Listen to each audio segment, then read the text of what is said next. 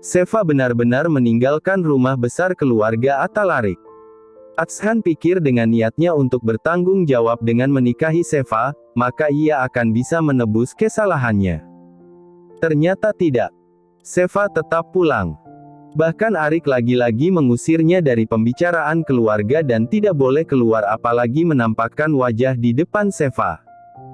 Atshan hanya bisa mengintip dari jendela kamarnya bagaimana Seva duduk di kursi roda yang didorong pelan oleh pamannya lalu menaiki mobil SUV hitam. Gadis itu masuk ke rumah ini dengan keceriaannya, dengan harapannya yang setinggi langit untuk menjadi orang sukses. Namun membawa pulang kehancuran.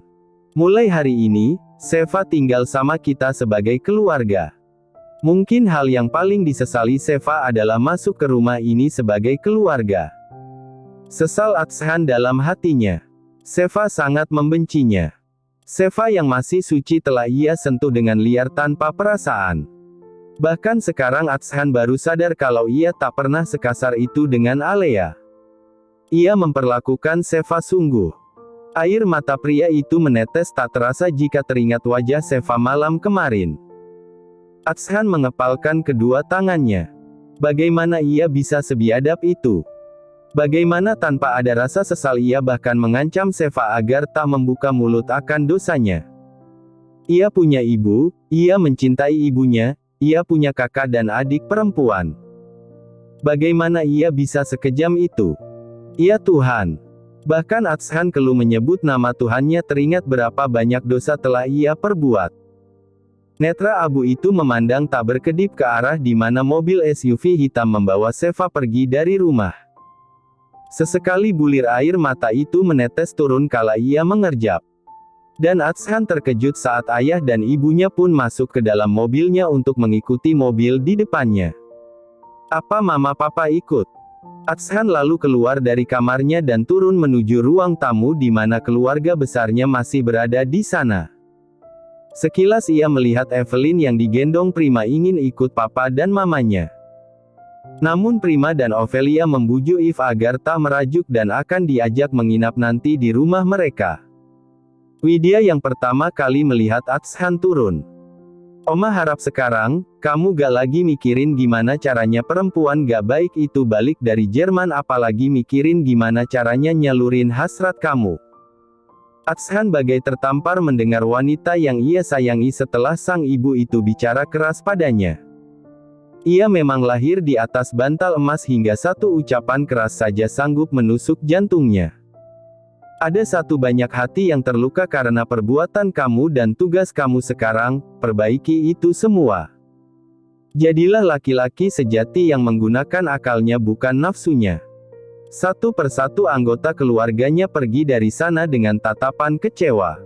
Meninggalkan Atshan dan penyesalannya yang semakin mendalam. Tinggal Abram yang paling belakang. Ia berhenti dulu di depan keponakannya itu. Om pernah ada di posisimu. Jadilah lubis sejati. Kembalikan kepercayaan mereka. Rebut maaf gadis yang kamu hancurkan dengan kesungguhan. Jika masa depannya sudah hilang, maka buatlah harapan yang baru. Dengan kamu ada di dalamnya. Atshan menatap lekat pamannya tersebut. Ingat, bersungguh-sungguh. Bukan karena takut dikucilkan keluarga. Tapi karena benar-benar ingin bertanggung jawab. I trust you. Abram menepuk lengan keponakannya lalu pergi masuk ke dalam rumah. Ya, aku Atshan. Aku akan bawa Seva kembali ke rumah ini. Aku berjanji. Sepanjang perjalanan dari langit Jakarta ke Surabaya, Seva duduk berdampingan dengan Viana dan terkadang terlelap dalam pangkuannya. Mereka jarang bercakap-cakap namun seolah mengerti isi hati masing-masing. Seva menggenggam tangan Viana erat. Begitu juga dengan Viana. Sampai Kamalia yang sungguh sangat membenci perbuatan Atshan tak tega melihat Viana. Ikatan batin antara keduanya begitu tulus meski mereka tak punya ikatan darah. Saya punya kenalan psikolog di sini, biar nanti dia yang membantu kesembuhan Seva, ucap Viana pada Kamalia dan Rahmat saat mereka bicara di ruang tamu rumah sederhana ini. Yang kursi-kursinya terbuat dari balai bambu. Dengan meja kayu besar berada di tengah. Rumah ini tak sama dengan yang Fiana datangi waktu itu. Setelah Wanda tiada, mereka pindah ke tempat yang lebih terpencil dan jauh dari kota. Agar Sheva tak mendengar selentingan kabar tentang ibunya. Kini mereka tinggal di pedesaan dengan sawah dan ladang di sekelilingnya. Rahmat bekerja di sini sebagai buruh tani upah milik sawah tetangganya. Kamalia hanya berpandangan dengan Rahmat. Saya ambil bagaimana baiknya saja buat Sheva, Bu. Karena sejak kami bertemu dengannya, dia jarang bicara. Hanya terakhir menanyakan tentang kebenaran ibunya. Bahkan Sheva lebih dekat dengan Ibu Fiana, jawab Kamalia sambil menghapus air matanya. Kalaupun ada dokter, kami mohon agar merahasiakan peristiwa ini, tambah Rahmat. Arik tak percaya jika Rahmat dan Kamalia berbaik hati ini dengan mempertimbangkan nama baik Sheva dan juga kesehatan mentalnya. Mereka sama sekali tidak menuntut apapun. Sheva memang bukan putrinya, namun dia begitu merasakan sakit yang teramat dalam karena dia pernah menjadi pelakunya dan pernah menghancurkan hati serta kepercayaan dua keluarga. Lama, keempat orang dewasa ini terdiam sebelum akhirnya Kamalia dan Rahmat memutuskan kembali ke kamar mereka. Sebaiknya bapak sama ibu istirahat. Sudah larut malam, ucap Kamalia. Silakan lebih dahulu, Pak, Bu. Kami masih mau di sini. Baiklah, Bu. Kami permisi dahulu, ucap Kamalia lagi sopan lalu bersama Rahmat pergi ke kamar mereka. Fiana menoleh pada suaminya. Mas tidur duluan aja. Besok Mas harus kembali lagi ke Jakarta. Aku mau ke kamar Sheva. Arik menggelengkan kepala.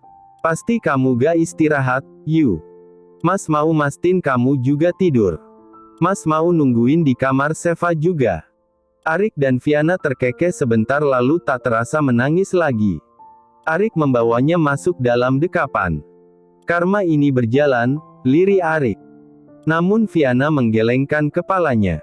Ia mengangkat wajahnya dan menatap wajah tampan suaminya. Jangan bilang karma seolah Tuhan tak mengampuni saat kita minta belas kasih dan ampunannya. Aku percaya ini teguran bagi kita orang tua yang lalai menjaga anak kita. Sampai Atshan salah jalan dan berubah mengerikan, Mas. Ya, ini ujian kita. Arik kembali memeluk istrinya. Kita punya kewajiban ganda sekarang. Menyembuhkan Sheva dan menyadarkan Atshan. Tapi, dari semua itu Mas kepikiran sesuatu, Yu. Apa? Bagaimana kalau kita nikahkan saja Atshan dengan Sheva? Fiana mengerjap. Bangun kembali dari pelukan suaminya. Sebagai bentuk tanggung jawabnya. Tanya Arik lagi. Sekarang, kita coba berpikir ke depan. Kalau Sheva hamil bagaimana? Ucapan Arik bukan hanya Fiana saja yang terkejut. Tapi juga Sheva yang baru mengambil air minum di dapur. Sheva terbangun merasakan kering pada kerongkongannya lalu ia putuskan mengambil sendiri minum ke dapur dan tanpa sengaja mendengar penuturan orang tua angkatnya. Semoga enggak, ujar Fiana tegas namun air matanya tetap mengalir.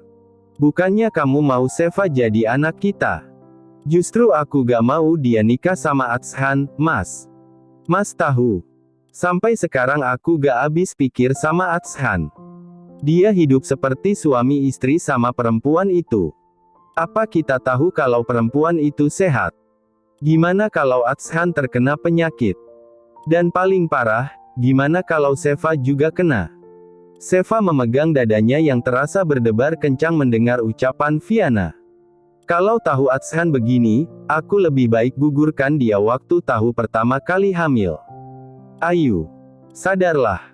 Fiana menangis kencang lagi. Arik memegang kedua bahu istrinya. Mas pun sama kecewanya sama kamu. Tapi kita harus cari solusi. Kamu sendiri yang bilang ini bukan karma kan? Tapi ini ujian dan gak ada hamba Tuhan yang diuji melebihi batas kemampuannya. Fiana menangis lagi. Putra kita pasti sehat, Yu. Sheva akan baik-baik saja.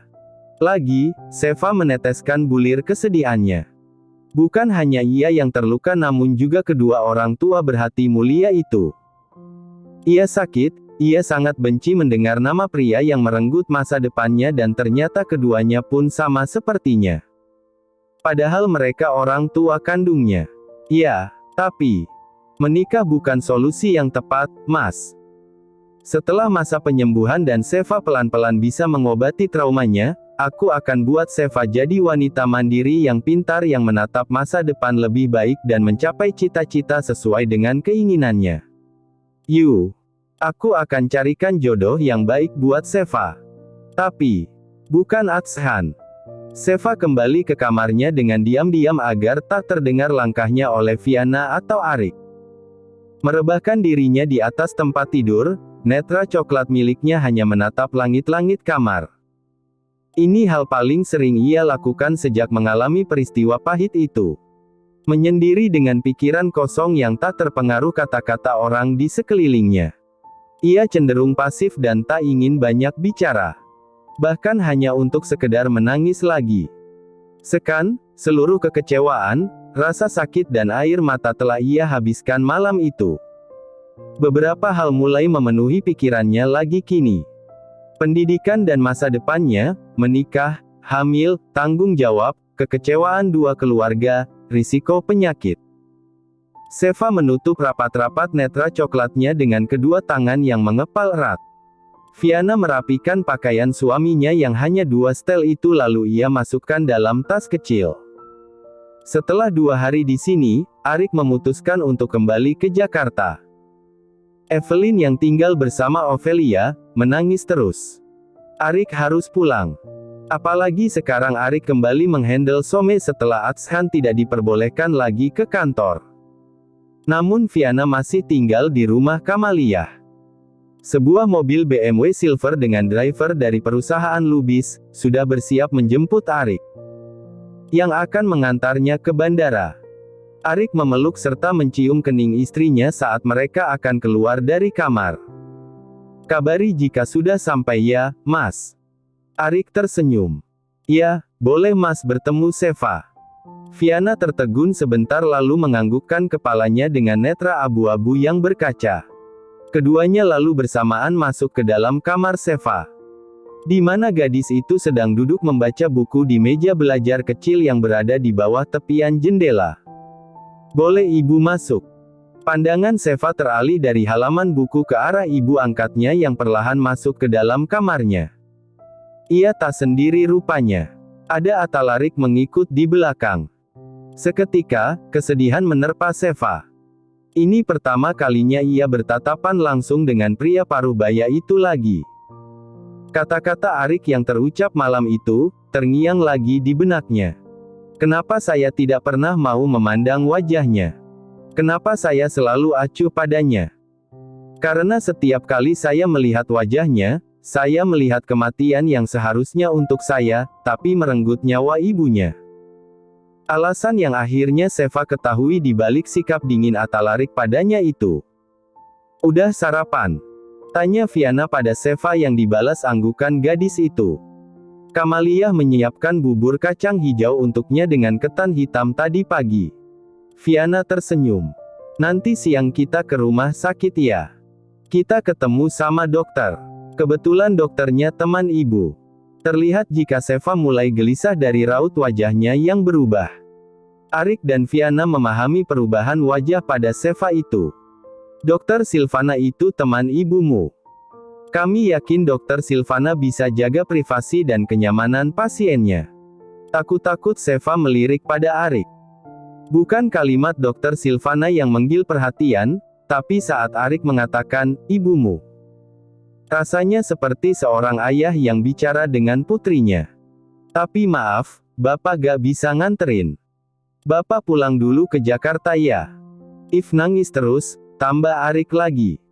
Kata-kata hangat Arik barusan bukan hanya membuat Seva terkesiap. Namun Fiana pun merasakan hal yang sama. Arik tak pernah sebanyak ini bicara pada orang lain selain anggota keluarganya. Bahkan pria itu memanggil dirinya sendiri dengan sebutan Bapak. Ikut ibu untuk penyembuhan ya. Nanti Bapak yang urus kuliah kamu di Jakarta. Pokoknya sembuh dulu. Baru kita bicarakan pendidikanmu lagi. Kami selalu ada buatmu dan mendampingi kamu. Bagai melihat Ophelia dan Eve, Arik kini memandang Sheva. Fianna sungguh terharu melihat perubahan besar pada suaminya. Ibu keluar dulu ya, antar bapak ke mobil. Fianna tahu Sheva tak akan menjawab. Jadi ia dan Arik memutuskan untuk berjalan keluar, namun baru beberapa langkah, suara Sheva terdengar. Hati-hati, Pak. Arik dan Fianna menoleh pada gadis itu. Ia hanya menundukkan wajahnya lagi lalu membaca buku yang halamannya tadi ia tutup. Kedua pasangan suami istri itu tersenyum menahan haru. Sheva sudah bisa merespon pembicaraan. Meski hanya sebentar, namun ini suatu kemajuan yang berarti. Menjelang siang, Atalarik sudah sampai di Jakarta. Jalanan Jakarta yang tak begitu macet membuatnya cepat sampai ke rumah dan kepulangannya segera disambut oleh Evelyn yang berlari kemudian masuk dalam gendongan papanya. Papa. Arik memeluk putri bungsunya itu lalu menggendongnya. Kenapa lama? Tanya Eve marah sambil melipat tangannya. Arik tertawa melihat sang putri yang kini baru duduk di bangku SD itu. Wajahnya makin cubi jika cemberut begitu. Ophelia hanya menggelengkan kepala melihat adiknya. Ia tinggalkan Agni di rollernya. Lalu menemui sang ayah. Begitu juga Atshan yang langsung turun dari lantai kamarnya begitu melihat ayahnya pulang. Sebentar kok. Cuma 2 hari, jawab Arik pada Eve. Lama itu, Papa. Aku kangen, nangis terus. Mana ada. Kemarin waktu kakak ajakain ke mall gak nangis tuh. Malah asik belanja ini itu gak mau pulang. Kakak yang maksa aku suruh pilih ini itu. Kalau lagi gitu kan lupa nangis aku. Pulang ke rumah, nangis lagi inget mama sama papa. Jawaban si bungsu yang sangat lancar membuat kakak serta ayahnya tertawa lalu mencubit pipinya gemas. Ceplas-ceplos Eve setidaknya meringankan beban pikiran Arik yang masih berat karena ulah kakaknya. Mama gak ikut sih, Pa? Tanya Eve lagi. Yang memang sudah tahu kalau ibunya tidak akan ikut pulang tapi tetap berharap kalau tiba-tiba saja sang mama ikut bersama dengan ayahnya untuk pulang ke rumah ini. Namun ternyata memang benar Fianna tidak ikut. Eve pun kecewa. Netra hitam kecoklatannya berkaca-kaca. Kangen mama. Udah yuk. Sama kakak. Main lagi sama Agni. Mama pasti pulang. Kasian papa baru datang. Pasti capek. Mama gak ikut pulang, Pa. Arik dan Ophelia menoleh pada Atshan yang kini nampak membaik pada bagian wajah terutama kepala. Sudah tak ada perban atau pembebat luka. Hanya berupa memar dan luka yang telah mengering. Arik yang masih menggendong Eve itu langsung berubah ekspresi wajahnya saat melihat Atshan. Mamamu sedang mendampingi Sheva di sana. Atshan menghela nafasnya. Merasakan betapa ibunya sangat menyayangi Sheva dan memutuskan untuk ada di sana. Luka di badan kamu bisa sembuh tanpa kami dan tanpa perawatan khusus. Tapi luka Sheva, tak ada yang bicara. Atshan semakin menunduk karenanya. Arik lalu meninggalkan kedua anaknya di ruang keluarga ini. Sementara ia menggendong Eve pergi ke lantai atas. Ia telah jatuh ke dalam dasar jurang yang dalam sekarang. Ia butuh sang ibu. Belahan jiwanya. Wanita yang paling dicintainya. Namun, Fianna meninggalkannya. Tinggal Atshan dan Ophelia di sana. Ophelia menghembuskan nafas lelahnya melihat adik beda ibu dengannya itu hanya tertunduk tak bicara apa-apa. Kamu mau bertanggung jawab sama Sheva? Atshan segera mengangkat wajahnya. Iya, Kak. Bentuk tanggung jawab seperti apa? Menikah. Atshan menganggukkan kepala lagi cepat. Ophelia melipat tangannya di atas perut menelisik sang adik. Sebenarnya ya, kamu memang harus nikahi Sheva. Kamu udah merawanin anak orang, Bang. Harus tanggung jawab. Karena kamu yang udah bikin buyar semua bagian hidupnya. Tapi, Ophelia berpikir sebentar sebelum melanjutkan kata-katanya. Kalau pacar kamu, cewek door prize itu balik lagi gimana? Atshan menegang ketika sang kakak mulai membahas tentang Alea. Kak, namanya Alea, bukan? Jangan ajari kakak cara bicara. Atshan terdiam. Ia tahu, keluarganya sangat membenci Alea. Alea. Jujur sudah beberapa hari ini dia tidak pernah memikirkan Alea lagi. Seluruh waktu dan pikirannya hanya tersita akan perbuatan dosanya sehingga ia tidak lagi memikirkan tentang wanita yang dicintainya itu. Dalam keluarga kita menikah hanya sekali untuk seumur hidup. Jangan sampai keterpaksaanmu untuk bertanggung jawab pada siapa menjadikan Sheva menjadi Amanda kedua, ucap Ophelia dengan terbata menahan tangisnya. Lagi-lagi Atshan terkejut karenanya. Amanda. Bukankah dia adalah istri pertama ayahnya atau ibu dari sang kakak? Ophelia. Jangan menjadikan pernikahan seperti penjara bagi wanita yang tidak kamu cintai. Yang akhirnya nanti meskipun dia berstatus sebagai istrimu, namun dia tidak lain hanya seorang penjaga rumah yang nantinya hamil anak kamu, membesarkan anak kamu, tetapi tidak mendapatkan perhatian darimu. Kak. Kalau sampai tanggung jawabmu hanya sebatas itu, lebih baik jangan. Karena cukup hanya satu Amanda dalam keluarga kita, ucap Ophelia dengan penuh emosional. Ini peringatan dari kakak, tambahnya lagi lalu melangkah menjauh dari Atshan. Sementara Atshan banyak berpikir akan ucapan Ophelia tadi. Setelah itu Atshan sudah membulatkan tekadnya. Ia pun segera mendial nomor seseorang pada ponselnya. Panggilan terhubung tak lama kemudian. Halo. Crush. Jadwal temu dokter yang seharusnya siang, diundur jadi sore hari. Namun tak menyurutkan Viana untuk membawa Sheva menemui Dr. Silvana. Ia adalah dokter spesialis kulit dan kelamin. Awalnya Sheva tak mau diajak ke rumah sakit. Takut dan cemas jika bertemu dengan orang banyak membuatnya enggan untuk keluar rumah. Namun bujukan dari Viana berhasil meluluhkan hatinya. Dokter ini teman ibu. Gak akan apa-apa. Akhirnya Sheva mau diajak. Mereka pergi bertiga bersama dengan Kamalia diantar oleh driver yang disediakan Arik agar membantu Viana pulang pergi di rumah ini. Hal yang pertama dilakukan sebagai tes adalah tes urin dan juga darah. Viana sedikit bisa bernafas lega karena hasilnya negatif namun dia meminta untuk dilanjutkan dengan tes apusan untuk meyakinkan agar Sheva benar-benar sehat. Tes apusan pun dilakukan. Meski Sheva sangat risih, namun Kamalia dan Viana terus meyakinkannya bahwa ini adalah untuk kesehatan dan masa depannya. Viana pun bersyukur karena dengan tes barusan Sheva pun dinyatakan sehat dan tidak ada virus yang menyertainya. Selagi menunggu antibiotik untuk Sheva, Silvana mengajak Viana untuk bicara di ruangannya. Sheva perlu pendampingan psikolog, Viana. Ya, aku juga udah berpikir ke sana. Tapi aku belum tenang kalau belum tes penyakit seksual. Aku takut, Sil. Viana terisak mengingat putranya sudah mengenal dunia yang begitu bebas di usianya yang masih sangat muda itu.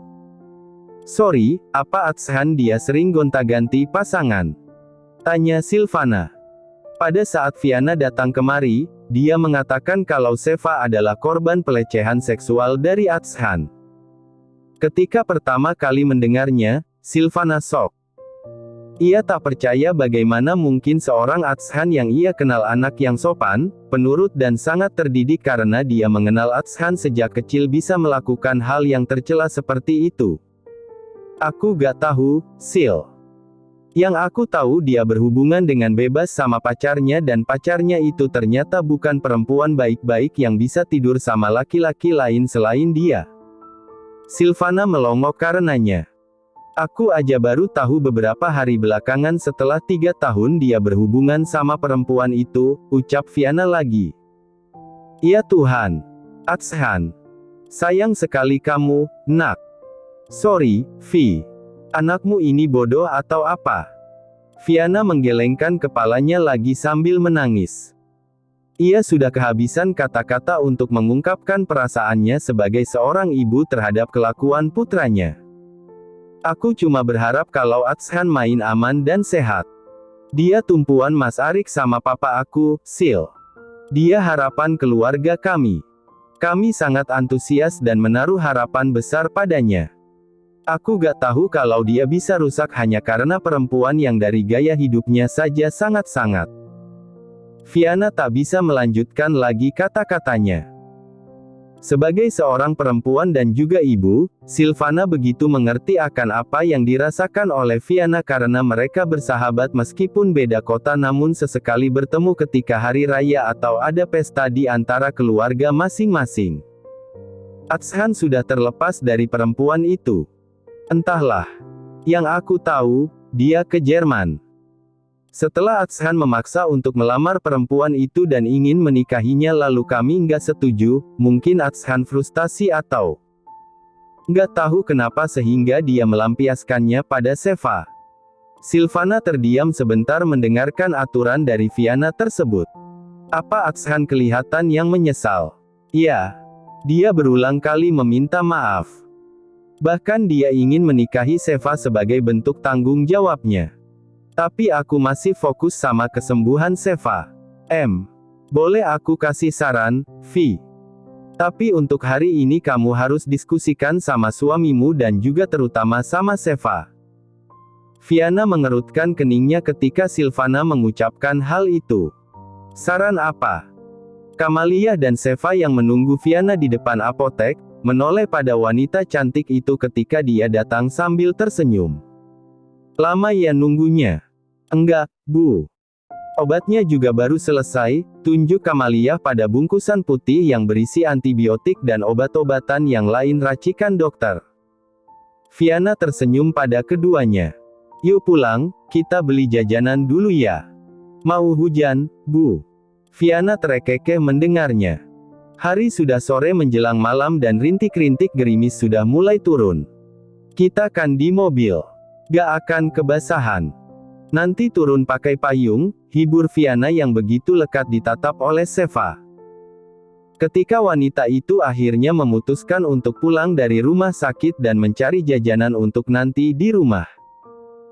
Sampai di pekarangan rumah, mobil yang disopiri oleh Agustian itu mulai memasuki halaman dengan hati-hati karena jalanan licin. Samar-samar, ketika masih berada di dalam mobil, Seva melihat ada dua orang laki-laki yang berada di teras rumahnya, yang satu adalah sang pade. Sedangkan yang satu lagi, Seva sampai mengerjap ketika dia mendapati seorang pria yang sama sekali tak ingin dia lihat lagi dalam hidupnya. Fiana pun sama terkejutnya dengan Seva begitu melihat putranya ternyata ada di sini. Atshan.